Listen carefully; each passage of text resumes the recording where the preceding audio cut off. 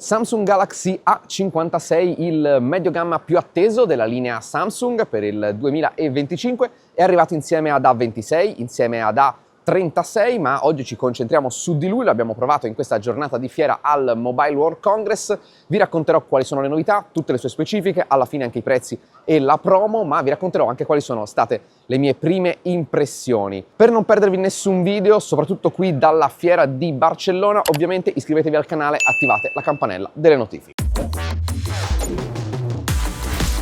Allora, partiamo dalla parte estetica. È ancora riconoscibilmente un Samsung con quelle 3 fotocamere in linea. La differenza è che adesso queste fotocamere sono all'interno di una specie di isola che le contiene tutte, che è un po' anche il design del prossimo S25 Edge. Se parliamo di isola non posso farvi notare questa sul fianco, che è leggermente sporgente rispetto al resto della scocca, meno rispetto ad altri smartphone Samsung che avevo provato.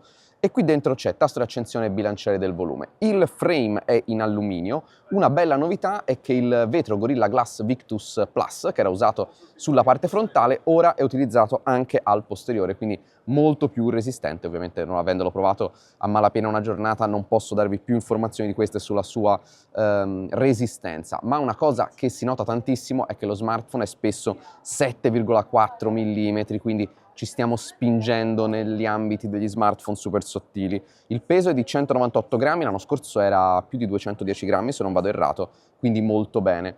E poi il display, che è ancora una volta ovviamente un gigantesco 6.7 pollici, anzi è ancora un Super AMOLED, è un po' più grande dello scorso anno perché era un 6.6 e passiamo a 6.7, Super AMOLED 120 Hz con luminosità che adesso arriva. Abbiamo sempre l'interfaccia, io non la amo troppo, con le due tende, non più a 1000 nit massimi, ma a 1200 con 1900 nit di picco, quindi passiamo da un massimo e anche un picco di 1000 a un massimo di 1200 e un picco di 1009. Cosa c'è all'interno? Processore aggiornato, abbiamo un Exynos 1580, mentre invece curiosamente c'è uno Snapdragon sull'A36, 4 nanometri, 8 GB di RAM, 128 256 GB di memoria interna UFS 3.1.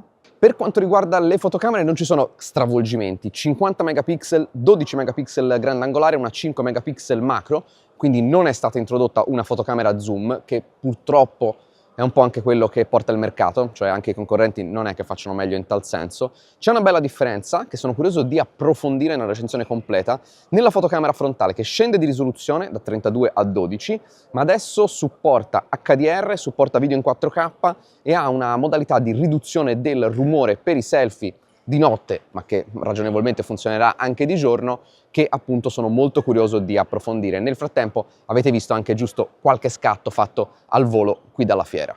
All'interno la batteria rimane da 5000 mAh, una bella novità, veramente bella, perché Samsung è tantissimi anni che non punta più sulla ricarica rapida. Qui abbiamo 45 watt di ricarica, che per uno smartphone Samsung non sono veramente male. Considerate che neanche tutti gli smartphone top e premium hanno una velocità di ricarica simile. Intanto colgo l'occasione per farvi vedere ancora una volta un pochino più da vicino il design di questo smartphone e il suo display. Dal punto di vista software ci sono delle novità che vengono portate dall'intelligenza artificiale. Per esempio c'è la funzionalità di Best Face, che mette il volto migliore negli scatti di gruppo, abbiamo la gomma oggetto e poi abbiamo anche AI Select, quindi la selezione AI, su cui ho fatto un contenuto sui social per quanto sia uno strumento potentissimo. E ovviamente abbiamo Android 15 e One UI 7.0. Se avete visto il nostro video è un bel balzo in avanti anche sulla personalizzazione, ma anche in termini di funzionalità.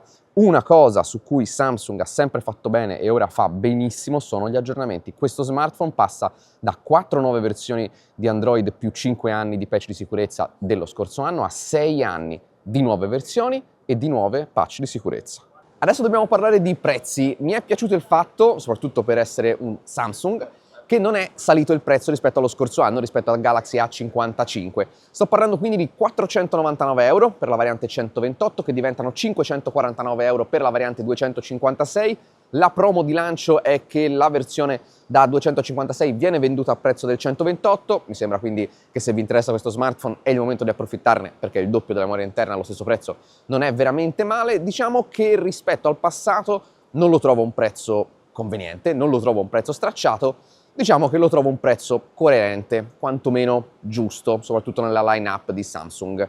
Non vedo l'ora di provarlo più a lungo, in modo che poi voi possiate avere la mia recensione completa. Questo era un primo contatto, le prime impressioni su Samsung Galaxy A56. Ovviamente, per vedervi la recensione completa e non perdervela, iscrivetevi al nostro canale, attivate la campanella delle notifiche e noi ci vediamo a un prossimo video.